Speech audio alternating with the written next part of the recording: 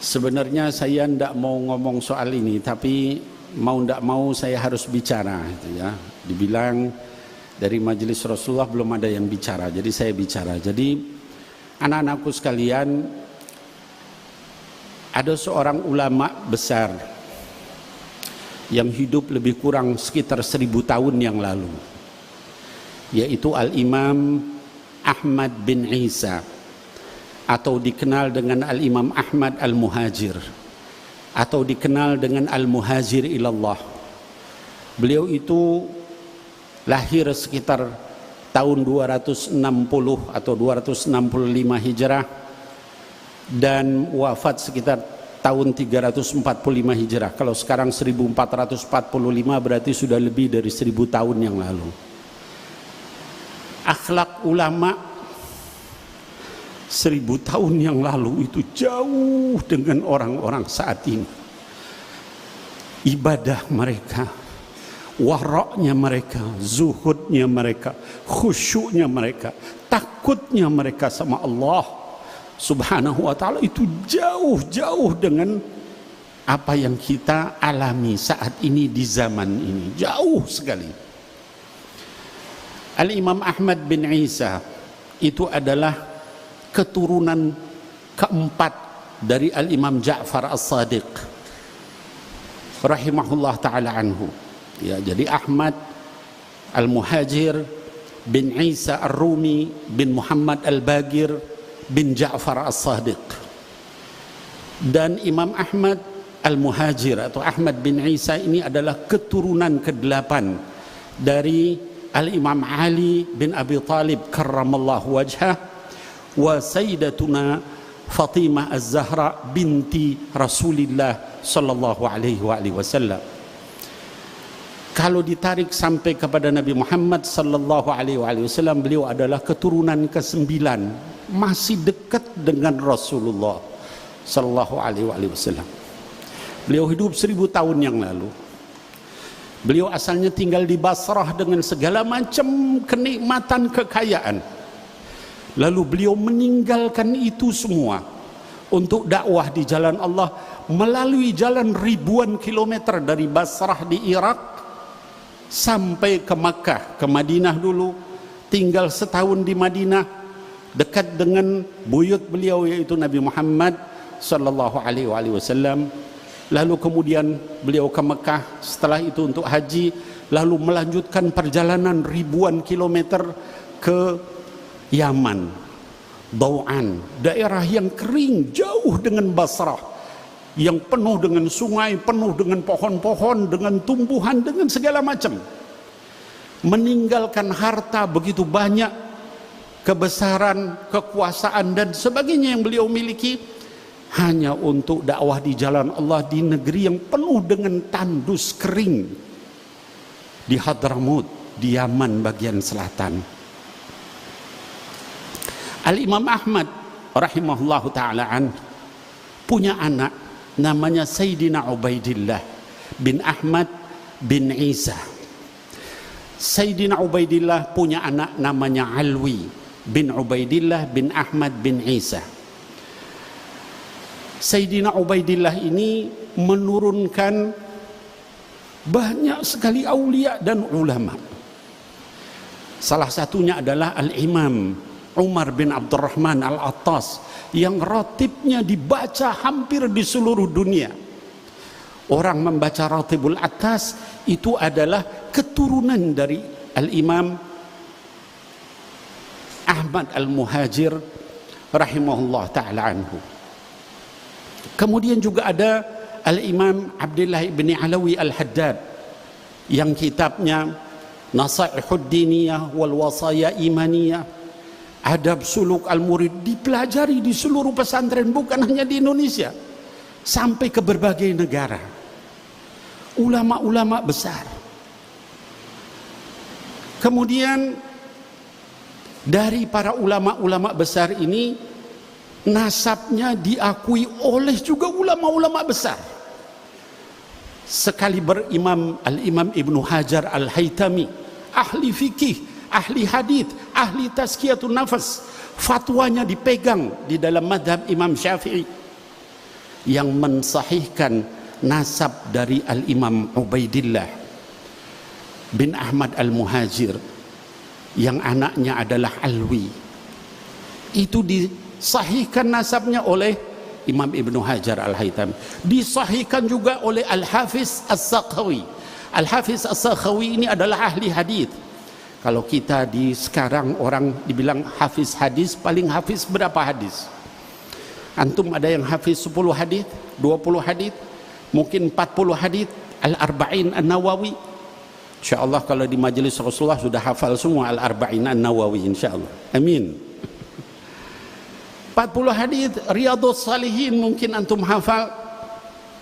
Al-Hafiz As-Sakhawi ini hafal lebih dari 100.000 hadis berikut sanad dan matannya di luar kepala. Kalau kita nyebut hadis itu, misalnya Sayyidina Umar ibn al-Khattab, an Umar ibn al-Khattab radhiyallahu an Rasulillah sallallahu alaihi wasallam qala innamal a'mal binniyat. Kita begitu kalau nyebut hadis. Atau an Ibni Abbasin radhiyallahu anhuma an Rasulillah sallallahu alaihi wasallam, ya, Nabi Muhammad sallallahu alaihi wasallam bersabda dari Ibnu Abbas menyatakan ihfadillah yahfadka, ihfadillah tajid tujahak, dan seterusnya. Itu cara kita ngapal hadis.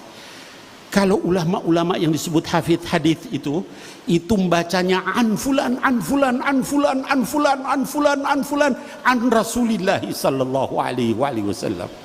Lebih dari 100.000 hadis berikut sanad dan matannya. Sekali itu mensahihkan nasab Ba'alawi. Masih banyak lagi. Kalau dibilang ulama Nusantara siapa? Ada Syekh Ahmad Zaini Dahlan, mufti besar Makkah Al-Mukarramah, disebut sebagai Al-Imam Al-Haramain, gurunya ulama-ulama Nusantara. Syekhuna Khalil Al-Bangkalani, Syekh Khalil Bangkalan itu muridnya dari Syekh Ahmad Zaini Dahlan. Syekh Nawawi Al-Bantani dari Banten, muridnya Syekh Ahmad Zaini Dahlan. Syekh Mahfud At-Termasi dari Termas, ya, gurunya Hadratus Syekh Hashim Asy'ari, muridnya dari Syekh Ahmad Zaini Dahlan, ya.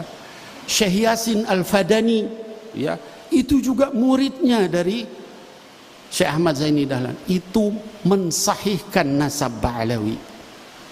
Bahkan gurunya Syekh Ahmad Zaini Dahlan adalah Al-Habib Muhammad bin Hussein Al-Habsyi, mufti Mekah pada saat itu, ulama besar.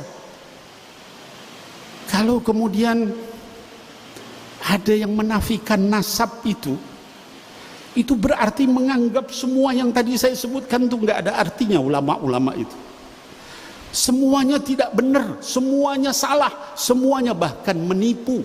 La haula wala quwata illa billahil aliyil azim. Bahkan kuburan para aulia yang ada di sini, yang ada di Tarim, yang ada di Malaysia, itu semua adalah pendusta semua. La haula wala quwata illa billahil aliyil azim. Jadi anak-anakku sekalian, fitnah akhir zaman, ya, ini bukan masalah kecil, ya. Apalagi yang nyebut begitu, ya, itu belajar nasab juga entah di mana, gitu, di negeri antah berantah. Tiba-tiba jadi pakar nasab, kemudian menyatakan itu enggak sahih, bohong. Membohongkan nasab seseorang itu sama dengan mensahihkan orang yang bukan nasabnya. Berarti Sayyidina Ubaidillah itu kemana nasabnya? Kalau dia anak zina, itu keturunannya aulia zina semua. Haula wala quwata illa billahil aliyil azim. Ini bukan masalah sederhana, masalah besar sekali.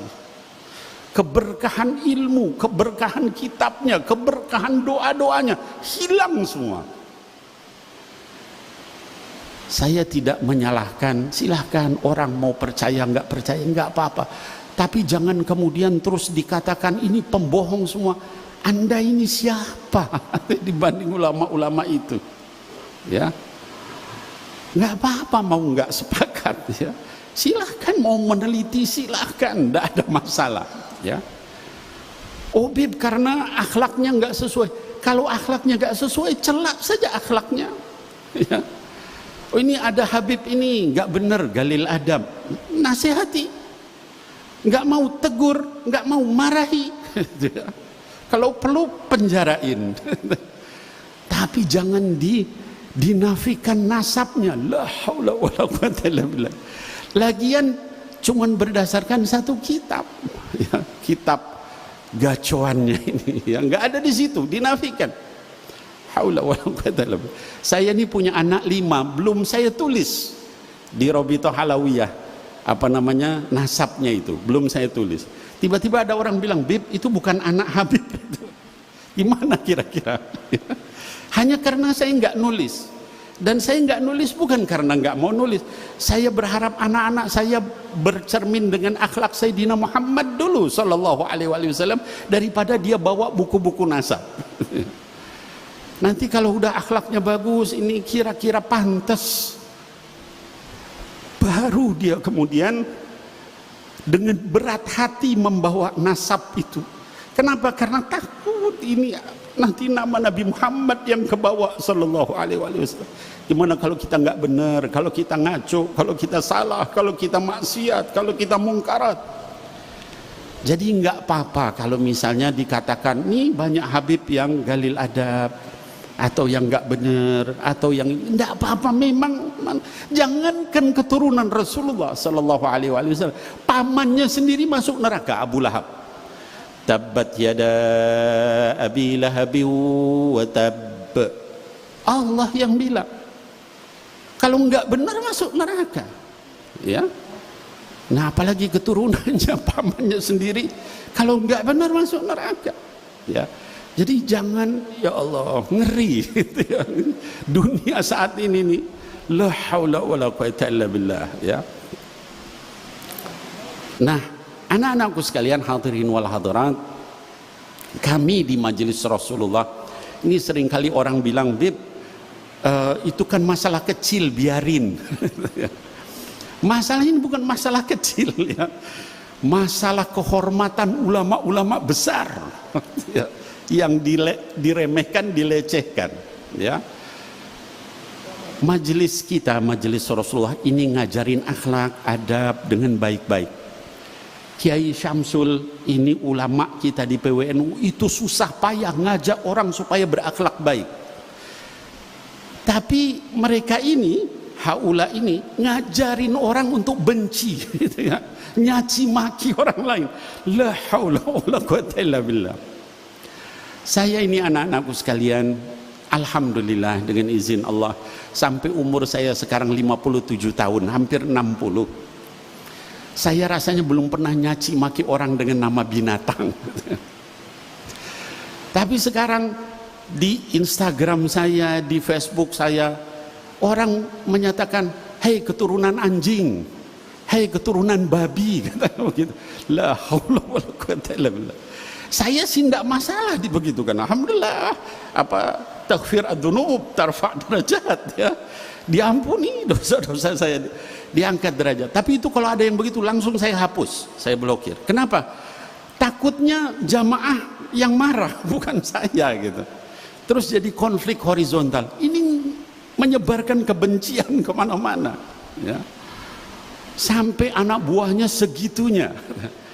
Kalaupun kita ada seorang koruptor, ya, ngemaling uang negara berapa triliun, pantas nggak kalau kita bilang, hei keturunan babi kamu atau anjing? Dia kan punya bapak, punya nenek, punya kakek. La haula wala quwwata illa billah. Koruptor, pencuri, pemabok aja nggak pantas dibilang keturunan babi, keturunan anjing. Ini mereka begitu, ya. Saya pribadi alhamdulillah, ya, ini pahala yang nggak mengandung ria, tidak ditunggu-tunggu, datang sendiri ngampunin saya, alhamdulillah, alhamdulillah. Tapi yang saya takut itu nggak semuanya bisa begitu, ya. Ada orang yang dibilang keturunan babi marah, ya. Kalau nanti dibacok jadi apa? Kan jadi kacau ini, ya. Terus kemudian dilaporkan, ini pembohong Robito, ya. Mau dilaporkan ke polisi. Berarti ini bukan orang ikhlas mencari ilmu ini, ya. Memang ada pesanan di belakang itu untuk menghancurkan umat Islam, ya. Jadi ala kulli hal, ini akhir zaman. Saya ini sebenarnya nggak mau ngomong begini gitu ya. Udahlah biarin saya bilang. Tapi orang pada bilang, "Beb, kenapa di majelis Rasulullah nggak dijelasin soal begini?" Ya, saya nyampaikan begini juga nanti diputar lagi sama mereka itu ya, dibulak-baliknya. Jadi saran saya nggak usah didengerin yang begitu. Itu ngotorin hati, nyakitin hati. Bandingkan ulama 1000 tahun yang lalu dengan sekarang. Mereka difitnah, mereka pembohong. La haula wala quwwata illa billah. Orang di zaman itu tuh kalau misalnya dia nemu sorban di jalan nggak berani dia ambil, dia cari sampai ketemu orangnya walaupun bertahun-tahun. Itu orang zaman itu. Dibilang malsu nasab. La haula wala quwwata illa billah. Wa ulama yang tadi saya sebutkan segitu banyak berarti semuanya bahlul gitu. Nggak ngerti nasab. Haji. Dan nasab Ba'alawi itu disahihkan oleh semua lembaga nasab di dunia. Kecuali mereka ini ya. Tiba-tiba nongol aja. Ngol. Kayak ongol-ongol. Terus wah mengkader segala macam. Dari mana itu uangnya? Bisa mengkader begitu ya. Sebarkan di televisi di mana ya. Yang jadi korban bukan habaib aja. Ini Kiai Syamsul jadi korban juga beliau ya. Bahkan Rois Am PBNU Kiai Miftahul Akhyar dicaci maki sama mereka ya. Kemudian juga Gus Yahya ketum PBNU dicaci maki, ganti katanya ya. Ini khawarij yang begini nih ya. Jadi anak-anakku sekalian jangan didengarkan, jangan diikuti ya. Fitnah akhir zaman. Kita lebih taslim kepada para ulama-ulama yang menghafal itu sampai lebih dari 100.000 hadis itu betul-betul mereka mutqin, bukan hafidhul Quran, hafidhul hadits, lebih dari 100.000 hadis ya. Ulama-ulama Nusantara yang sejak dulu yang luar biasa keilmuannya ya. Dibanding orang yang ya begitulah ya. Kita doakan mudah-mudahan mereka dapat hidayah, amin ya Allah ya rabbal alamin. Diberikan taufik oleh Allah Subhanahu wa taala, amin ya Allah ya rabbal alamin. Jangan dibalas dengan keburukan. Kita doakan semoga mereka mendapatkan taufik wal hidayah oleh Allah Subhanahu wa taala, amin ya Allah ya rabbal alamin. Hadirin wal hadirat, kita masih ada tamu, juga masih ada Ustadz Ridha. Nah, kita berikan kesempatan, saya enggak panjang lebar. Wal afu minkum. Billahi taufiq wal hidayah. Assalamualaikum warahmatullahi wabarakatuh.